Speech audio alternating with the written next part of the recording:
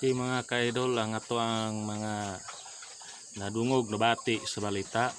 Ato nasabtan mga ka-idol o mga kabro nga ang prosecution kung mag-cross examine ang defense sa ilang witness atong masuta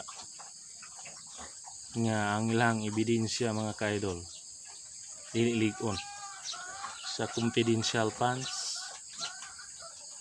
huyang asa sa ilang pasaka nga ingon nga impeachment proceeding nga mausab ang Article 4 pagpanghulga pagpatay ni Sara Duterte ngadto kang Marcos o kang Martin Romualdez o siyang asawa.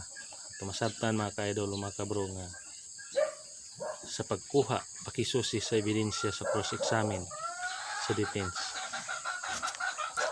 huyang nagpasabot nga kung paano tugbasi ang ilahang pagpasaka ug impeachment dito sa Senado, kung kita ray mo analisar dili ma-impeach si Sara Duterte panama guna sa Senador sa ingon ta nga ang mga senador mao may mo judge hukom ato masuta o makita nga